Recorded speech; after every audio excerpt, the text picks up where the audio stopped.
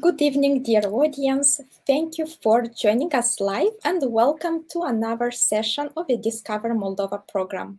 Discover Moldova is a series of 6 events organized by America House Chișinău in partnership with the National Inbound Tourism Association of Moldova.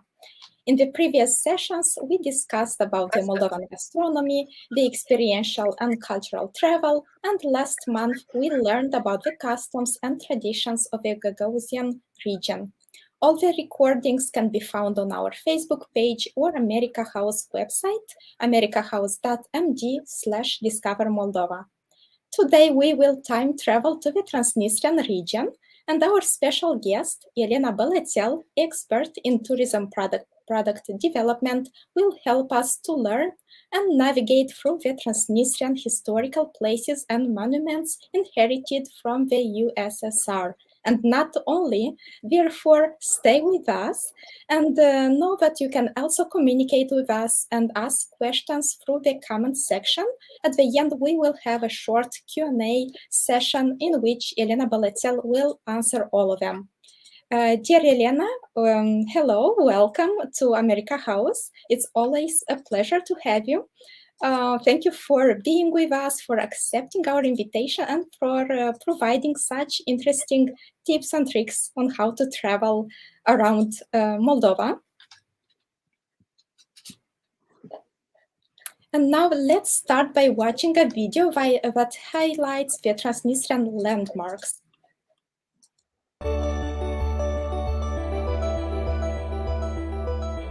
The old Turkish fort of Benderi has inspired more legends, myths, and supernatural stories than probably anywhere else in the country. Some of the most popular legends concern Baron von Munchausen, who was alleged to have ridden a cannonball over the walls of the fortress, the ghost of a mysterious woman in white who only appears on nights where there is a full moon, and a shimmering golden carriage that once belonged to General Mazepa, that legends say is buried somewhere in the vast dungeons that lie beneath the Benderi fortress.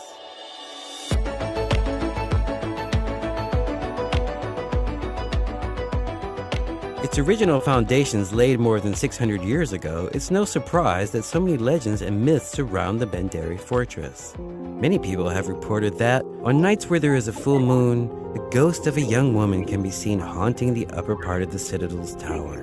Sometimes seen with a baby cradled in her arms, she silently makes her way to the gate tower and then disappears.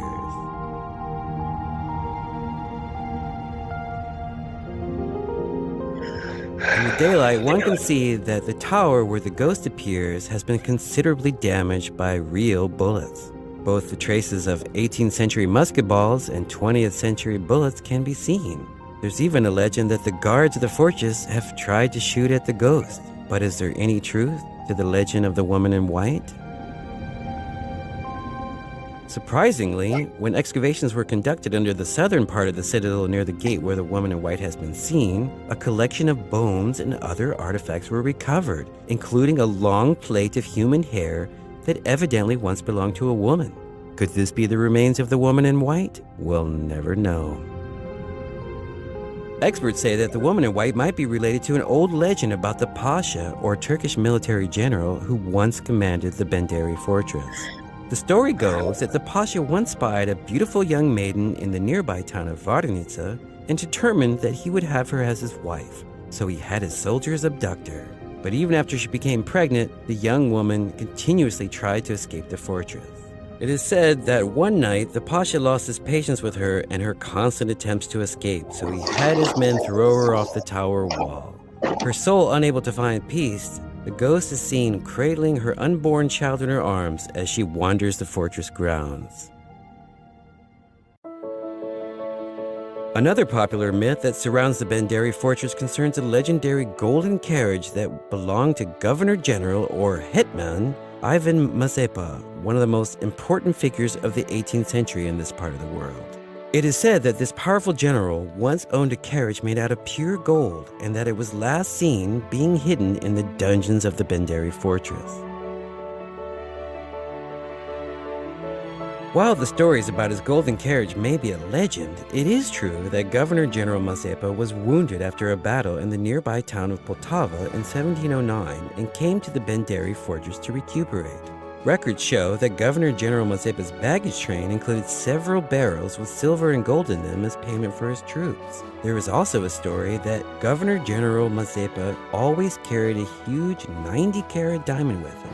But, much like his fabled golden carriage, no trace of the gem has ever been found. But it is the fables concerning the German nobleman Baron von Munchausen and his legendary ride on a cannonball over the Benderi fortress walls that continue to capture the modern imagination.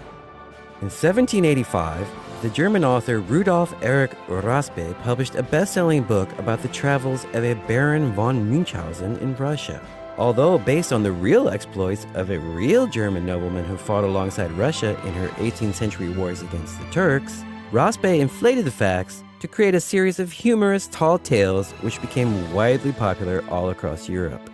One of the most enduring and comic scenes in Raspe's book is the story of how Baron Munchausen, tired of waiting for the Russian siege of Benderi fortress to bring down the seemingly impregnable walls, decided to take matters into his own hand and ride a cannonball as it was fired up and over the wall. Even today, young visitors to the Benderi fortress love to stare up at the imposing walls and imagine the comic sight of the pudgy German nobleman astride a cannonball as he sails through the air. But the mysteries surrounding the Benderi fortress are not just about ghosts and lost treasures. During the hundreds of years when the fortress was an active Turkish military installation, vast underground tunnels, passages, and chambers were dug, and most of these have yet to be excavated by archaeologists. It has been long rumored that the Turks dug an escape tunnel that went to the other side of the Dniester River, roughly parallel to where the modern iron bridge stands today. Archaeologists have found both what appears to be the entrance and the exit to the tunnel, but no one yet knows if the Turks actually succeeded in finding a way to burrow their way across the river. What we do know for certain, however, is that 4 Muslim mosques that were once located on the fortress grounds were connected by underground tunnels. A map from 1928 shows the entrances to these tunnels, but these too await a proper archaeological excavation.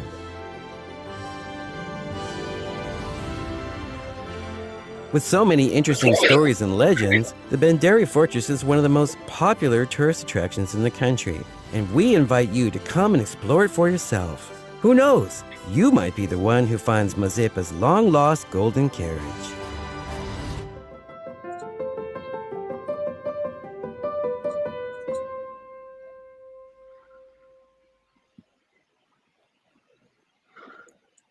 Dear Elena, I can already tell that you'll have a very, very interesting presentation. The stage is all yours, so you can start.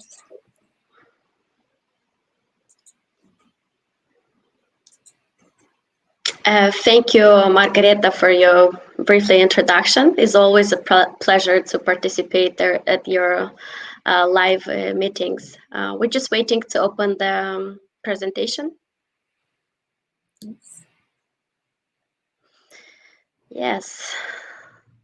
So, I don't know, did you have a chance to travel to Transnistria so far? I did when I was little, but I cannot remember much of it. Only the Dniester River, and that's kind of all. Yeah, that's true. Not a lot of people had the chance to travel to Transnistria, even from Moldova. So sometimes we call it the country in the country. Sometimes we say back to USSR. But today we will have like a small trip back in time, I would say. Transnistria became famous because of its unique history, I would say. It's very unique, a way of being and preserving the past. And also because of Sheriff Tiraspol. I guess a lot of you have heard, if you love football, about this huge stadium. Okay, so let's get started. Okay, so here I have like a small map, which is representing Moldova. but with the yellow, which is like a small stripe from the north to the south, is actually represented by Transnistrian region. If you arrive in Moldova and you want to catch the feeling of the former Soviet Union, then Transnistria, I think, is the best place to go. Of course, not many of us know, but Transnistria is autonomous region, the same like Gagauzia. The only difference is if you go to Transnistria, you have to take your passport with you. So you have to cross the border. You'll get a ticket, a sort of like a visa, which will be available for like 8 hours. After you cross the border, then you can visit the entire region and you could come back to Moldova. If you want to stay overnight, then you have to go to the local police station so they could do your longer stay. What can I say? Transnistria is located east of the Dniester River. So this stripe, what separates it from Moldova, is separated by Dniester River. Also, 6 villages, as well as the municipality of Tighina, is located west of Dniester. Has like 8 cities. The population of the region has about like 500,000 of people. Many of them are like Russians, Romanian, Ukrainians, Gagauzian, and Bulgarians. They still have like certain villages with Bulgarian minorities, Gagauz people, and Ukrainian. That's why it's so diverse and it's so colorful to go there. The most important cities of the regions are Tiraspol, which is considered to be the capital of Transnistria. One of the oldest is Bender and Ribnica. But all of them, altogether, they have like 8 cities, which are like also Dubasar, Slobozia, Dnestrovsk, Grigoriopol, and Kamenka. To travel across the border, like I said earlier, you need to have a passport or an identity card if you are from Moldova. In case of a longer stay, you must register at the local authorities. What is also good in Transnistria once you cross the border is to do shopping. I really love to go shopping down there. Once you cross the border, you'll see a lot of sheriff like Peko station, sheriff stores, and so on. So the first city that you'll cross by once you enter in Transnistria is Bender. The city of Bender is founded in the 1408. Is located on a bend in the middle of reaches of the Dniester River. And the Dniester River originates from the Carpathian Mountains and ends up in the Black Sea. Since the ancient times, trade caravans from Lvov, Galich to Kalfa and Carthage passed along the Dniester, a city with a rich history in events and is attractive to the travelers. One of the main attractions is, of course, the fortress, which they call it Bender, but in the past it used to be called Tighina. Actually is on a bank river, Dniester, and used to be like a custom border in the past. So all the ships that will enter in the country or cross by, they had to pay like a fee so they could enter. So once we got to the Bender city, right on our right-hand side, you will see like a huge military historical memorial complex. I would say Transnistria has a lot of military monuments. Some of them dedicated to the Soviet Union, some of them dedicated to the Russian Empire, and so on. And a good example is this memorial. Back in the days, like in the 19th century, down here used to be like a military hospital. And after that, it transformed into a memorial complex. And here also we have different military, I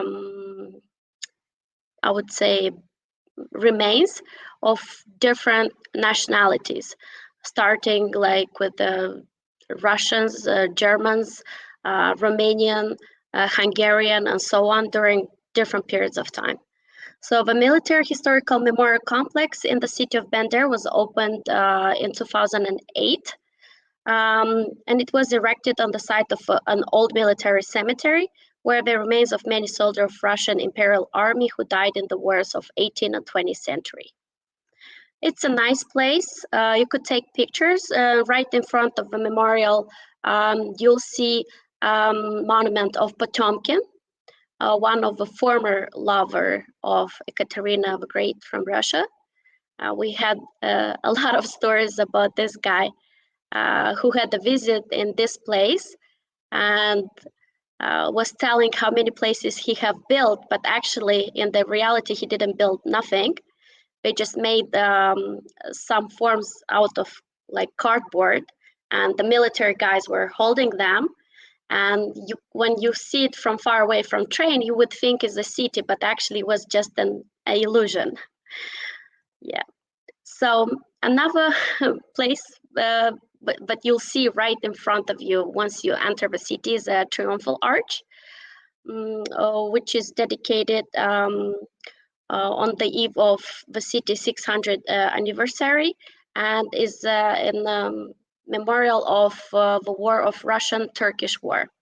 Architects are Frolkov, Filimonov, and Kibich. They developed the project, and an employee of a historical and local museum, he manually made all the metal elements on the monument.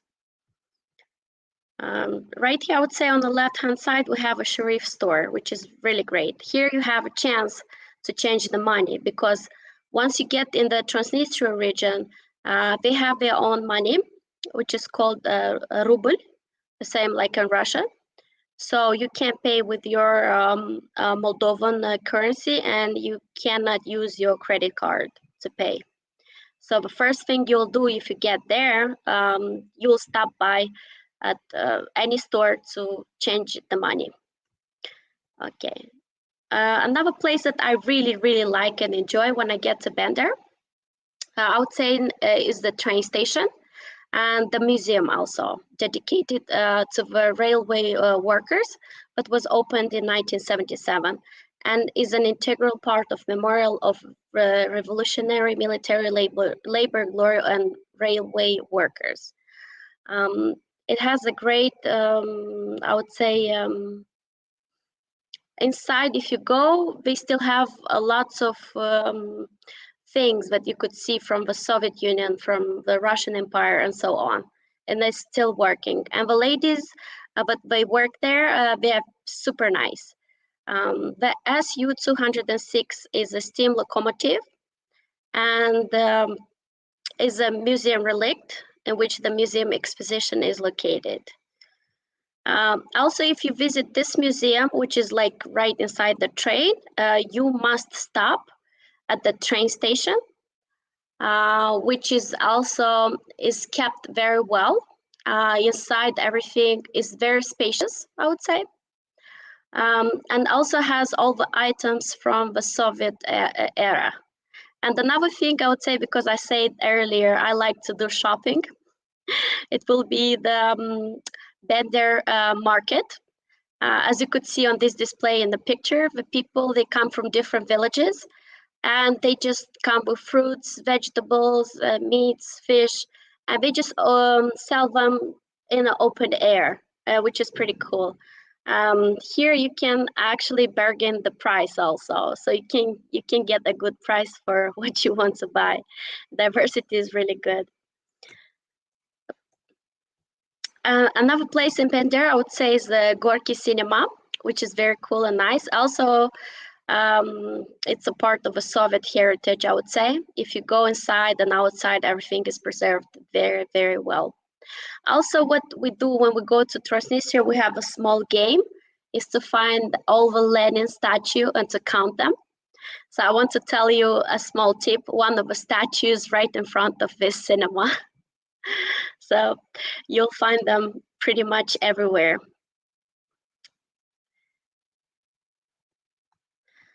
What else is interesting? In Bender, we have like a beer brewery. GCC Bender Brewery is a historical enterprise of the city Bender. In 1860, a brewery was built on the banks of Dniester River. I would say in 1812, when Moldova became a part of a Russian empire, actually Moldova were built like around 40 different enterprises to produce alcohol. And later on, some of them, they developed like wine manufacturing. Some of them, they became a beer factory and so on. So it's pretty nice. If you like to drink and eat very well, this is the best place to go. Also, by the way, in Bandar city, like if you go to the market, they have also a place to eat.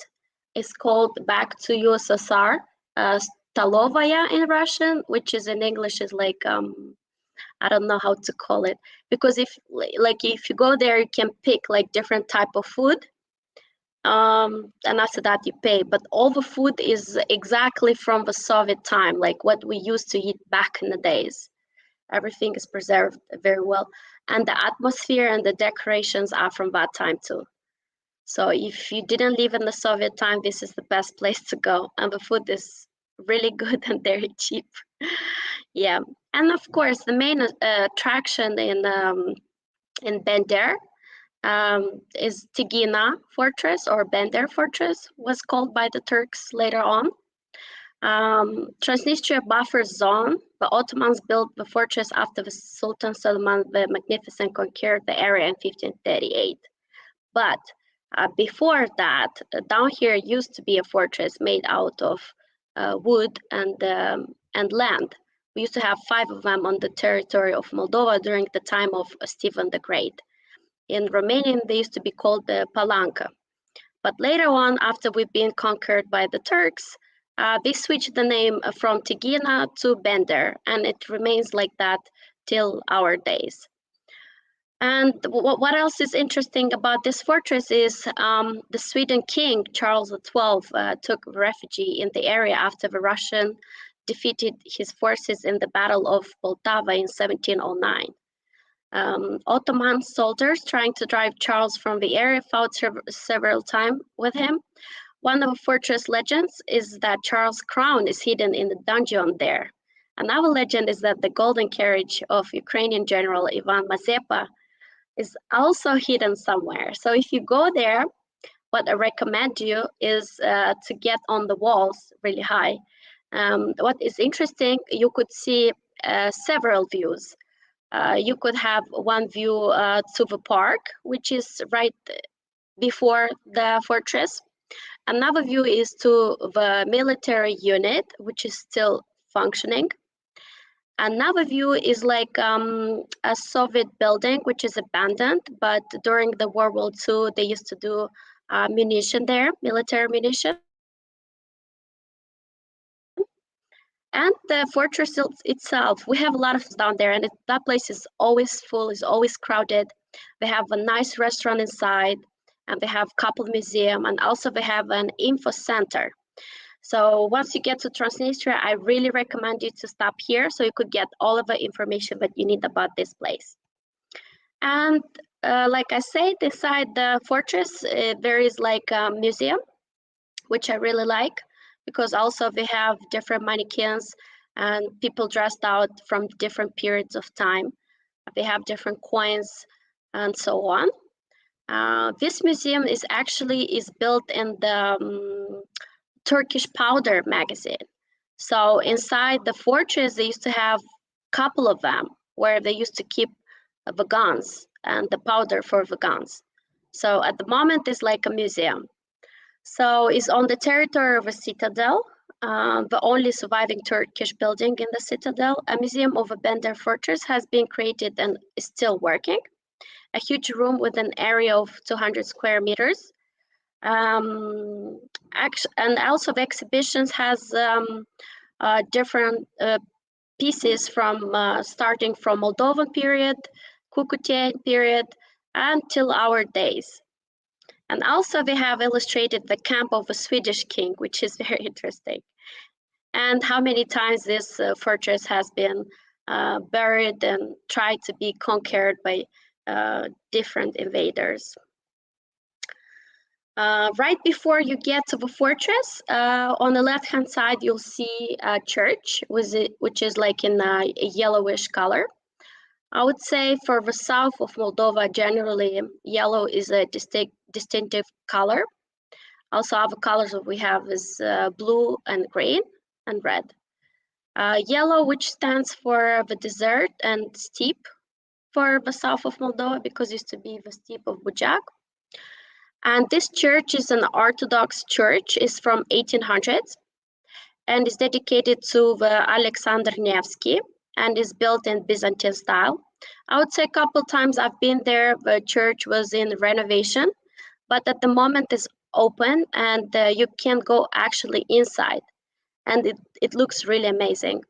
It's an old Russian Orthodox church, and inside it has illustrated all of our saints, and also Stephen the Great is also there painted.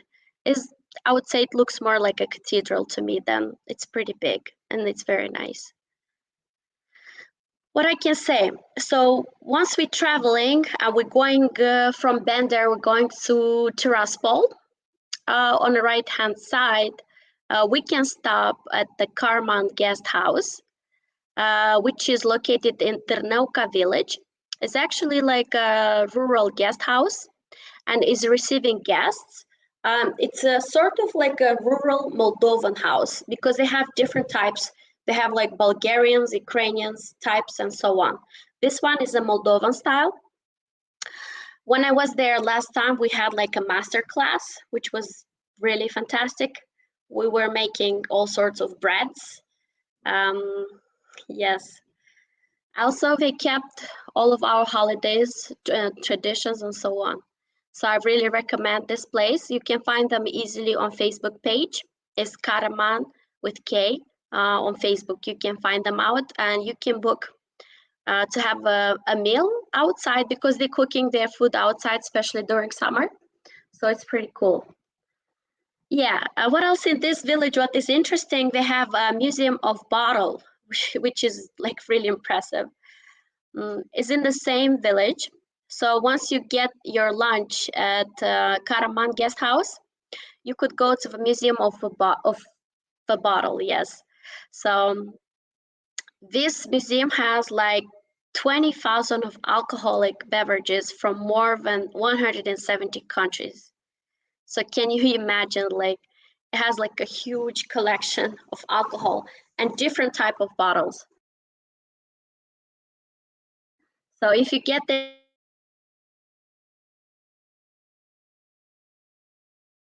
around 60K, so probably some of them are really strong and good. Yes.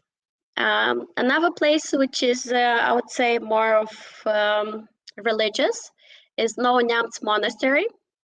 One of the joys of touring the Novo Neamț Monastery is that the monks love sharing their ancient craft making skills with visitors. And also down here is a mix of Romanian and Slavic, I would say, traditions, because it was founded by monks from Romania. That's why it still has this name. What else? They have, it boasts 4 churches, an impressive library, and a museum. It also has workshops for creating icons, paintings of Jesus or the saints, and sculpture. And it has a carpentry workroom. All are open to the guests. So this is a place you must see. Okay, and of course, the cherry of our cake is Tiraspol. Once you get, like, if in Bender we're seeing like the fortress, now in Tiraspol you have more hint of a Soviet Union, I would say. And the first building that you will see would be right on your left hand side, which is on the bottom left down here. You could see like a red like statue made out of marble, which is Lenin. So basically this is the second one. And further down we will find more statues of Lenin. So Tiraspol was founded by the Russian Generalissimo Alexander Suvorov in 1792 during the reign of all Russian empresses Catherine II or Catherine the Great. After the Russia-Turkish War, the Yash Peace Treaty was signed, concluding that Turkey ceded to Russia the land between Southern Bug and the Dniester, so-called Ochavkiv region. So back in the days, in Tiraspol used to be also a fortress. And Tiraspol comes from a name of Tiras, which means our Dniester River used to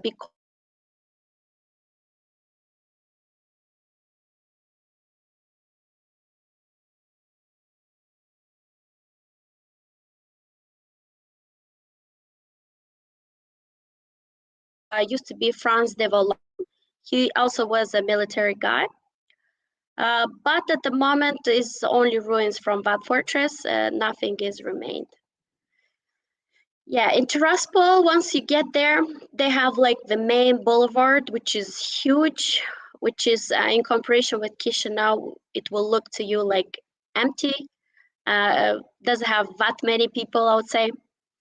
And on the right-hand side, they have like the memorial of Tiraspol city, which is dedicated to the World War II, to the war of Transnistria, and also of Chernobyl accident. Also down here, people like to take picture with the tank, but you see it on the top. It's a real tank. And actually, it was found, if I'm not mistaken, I think in Germany, and it was brought back to Moldova. So right now it's like an open air museum, I would say. And right by this memorial on the right-hand side is the Dniester River. You can take a ferry boat on it for 1 or 2 hours. Also down here, you can have all sorts of different snacks, which we used to have it during the Soviet time.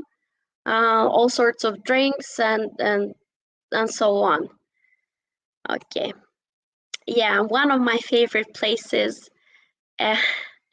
Not a lot of people know, but we grow sturgeons, and we have a caviar, actually, caviar factory.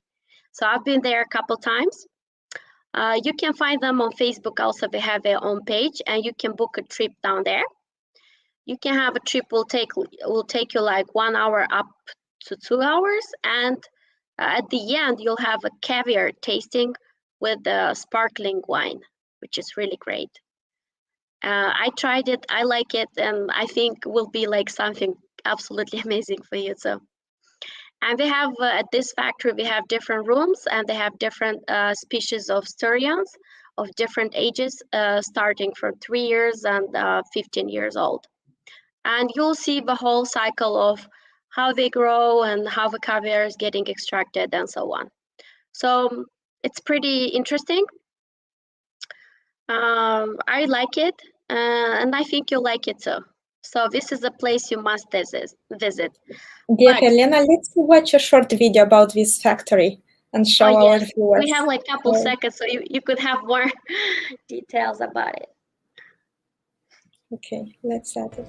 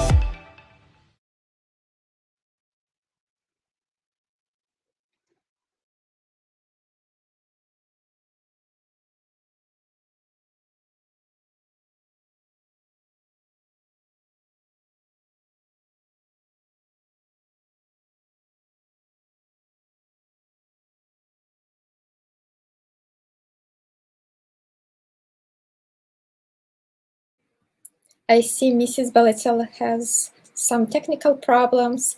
I think she will get back to us soon. Let's wait. I see she's here with us. Mrs. Baletel, could you upload your presentation again? I see it disappeared. We are very sorry for these technical problems.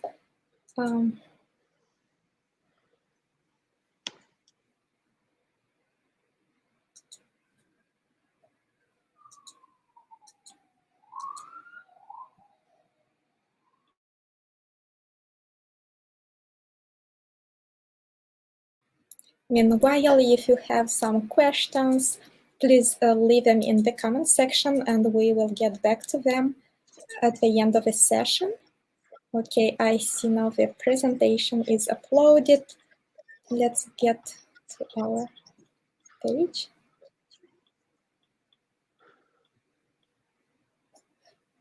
Okay, here it is.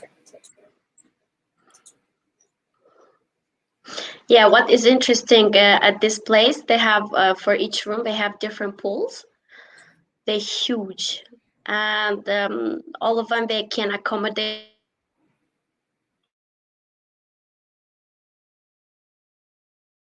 art laboratories, which are interesting too. Once you get there, of course, you'll get a special dress and shoes from that place, so you don't get dirty. You cannot put your hands in the water, but you could feed the fish, that's for sure. Okay. And of course, if you get hungry, another place that I recommend is in Tiraspol is the Kumanyok restaurant.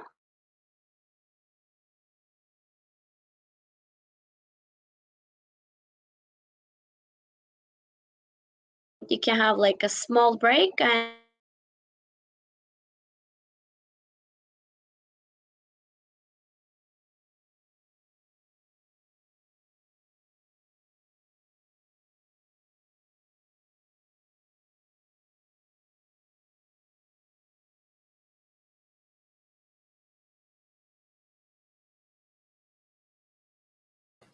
So Mrs. Balatsial is experimenting some like internet problems. I think she will get back to us soon.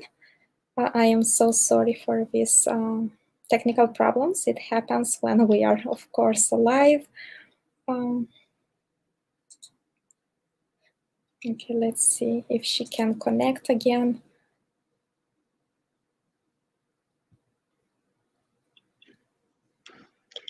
Yes. sorry, I don't know what had happened.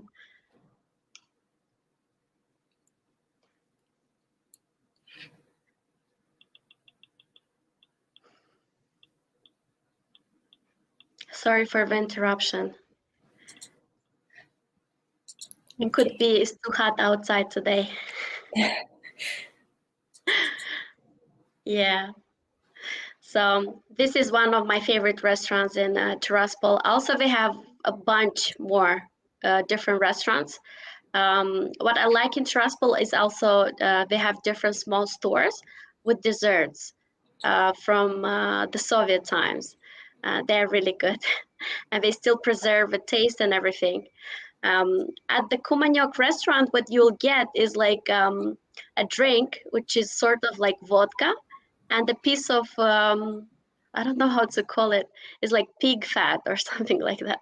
It's at the first time for me was very weird, but after that I really like it and I enjoyed it. So I really recommend it to try it. Don't be scared. So this red building, but I was showing you at the beginning of a presentation is the building of the Supreme Council and the government of Transnistria, because Transnistria, yeah, has its own government, its own sort of former president, and its own city hall. This monumental building was built in 1983 for the Tiraspol City Committee of the Communist Party of the Soviet Union. A long series of marble steps lead to a huge building in the historical center of Tiraspol. And by the way, nearby is also the museum of Tiraspol, and also is the memorial complex, and everything I would say is in one place. Everybody who can take a picture with Lenin is like a humongous statue. It's huge. Another statue which is very famous and very important, I would say, for Tiraspol is the monument of Suvorov. Is the hallmark of Tiraspol and is dedicated to Alexander Suvorov, which was one of the city founders. The monument was inaugurated over 40 years ago in 1979.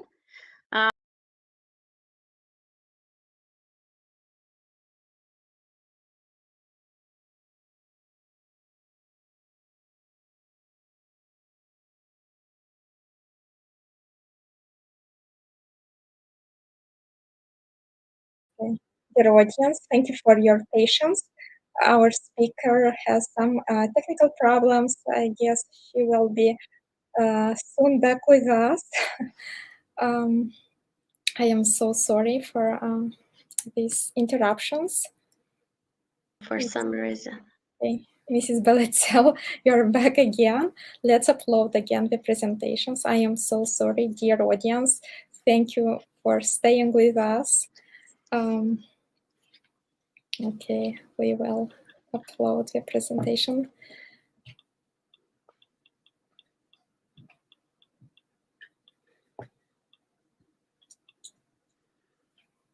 Yes. And behind the statue, they have different flags, which stand for 8 cities that they have in Transnistria. And also behind they have the green market, which is another market, but in cooperation with the market from Bender, this one is a very modern one. So I recommend it to visit it. By the way, in the same square, we have a Catherine Park. At the moment is newly renovated and looks great, and is nearby a Dniester River. So this park is very green, and the main piece is, of course, the monument of Katerina the Great from the Russian Empire. Another place that you must visit if you go to Tiraspol is, of course, the Quint brandy factory. What is interesting, they have like a small museum dedicated to this liquor, and you'll have like a small tour into the factory. And after the tour at the end, you'll have like a tasting. Yeah, if you like strong liquor, strong alcohol, this is the right place to be, because it has almost like 40% of vodka. So also we have a shop. So after the excursion, you can buy a couple bottles to take them back. Why not? Just couple bottles, because you cannot buy boxes for sure. Also, another building that strike your eye is the House of Soviet. And again, we have another monument of Lenin is the third one. This is one of the most recognizable and magnificent buildings in Tiraspol. It has more than 200 rooms, and the hall that has more than like almost 300 square meters. So it's a very impressive building, I would say, and it's very colorful. A person that I recommend from Transnistria, if you ever get lost or you don't know where to go or you don't know what to do, you can find the local representative for inbound tourists. His name is Igor Kryzhanovsky. You can find him on Facebook easily. Also, they organize different types of tours. And also he's responsible for the info center, which is located at Bender Fortress. So remember his name, just in case you can find him on Facebook. He can help you out with all the questions you might have. Yeah. If we spoke about Quint and about brandy, so down here what we have is like vine terraces, which are located, I would say, in the north part of Transnistria. And they were done in the 19th century.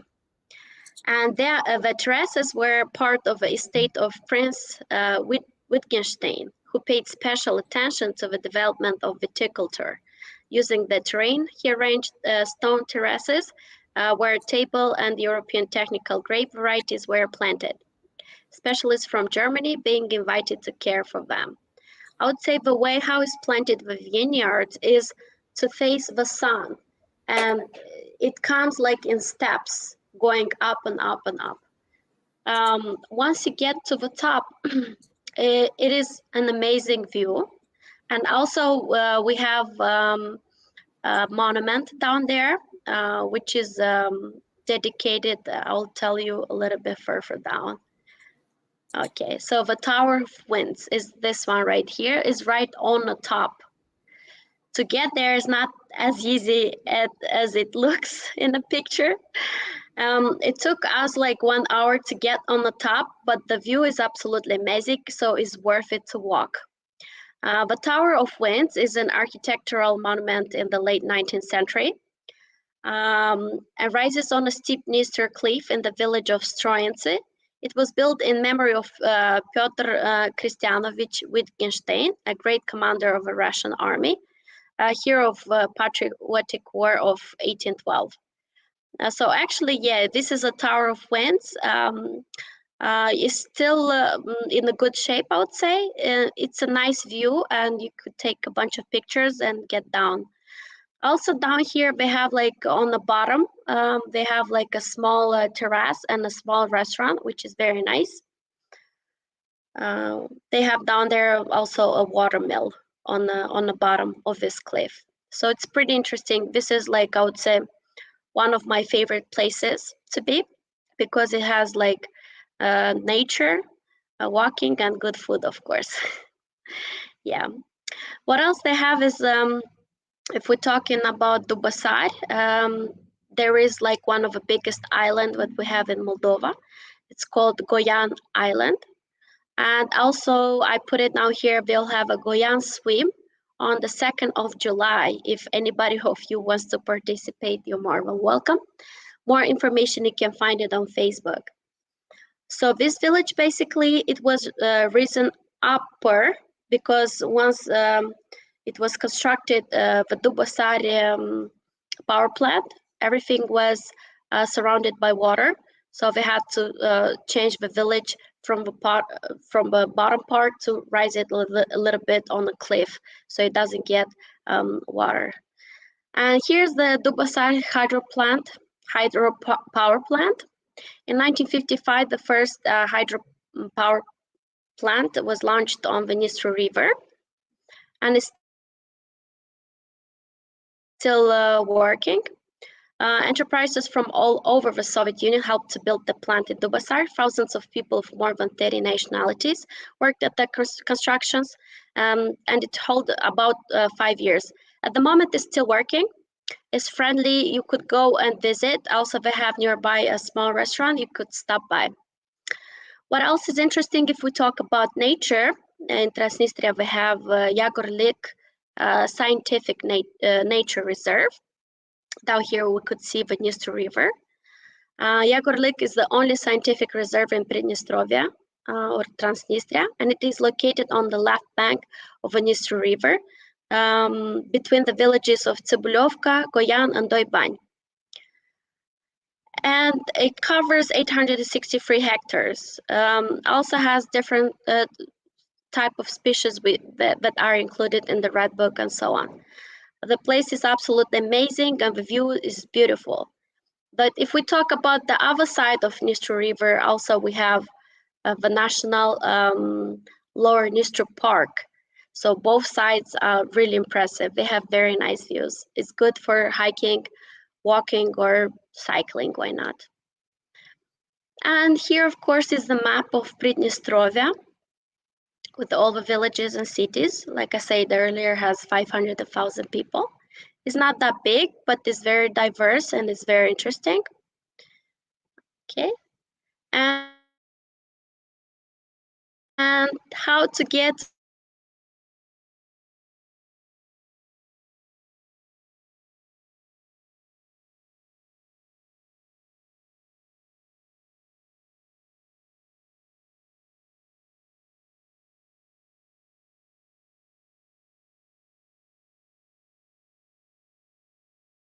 train.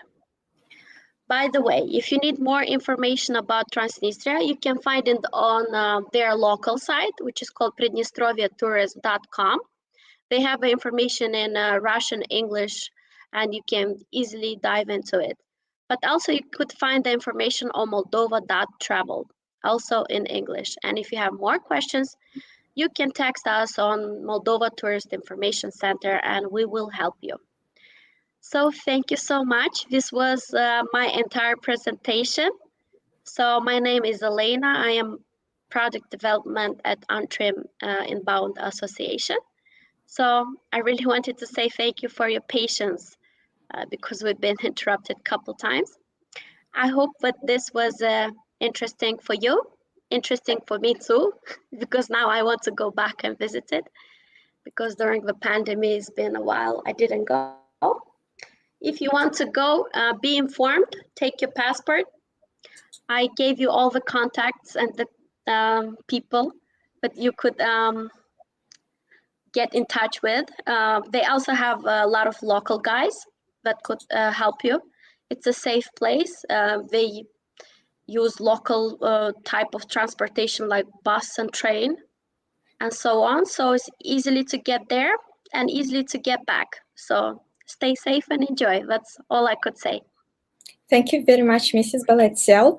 We didn't get questions, but we received a comment from our colleague from the American Center in Tiraspol, Olga Bakhina. She is inviting everyone to visit their beautiful city and the American Center, of course, which is situated in the main building of the university.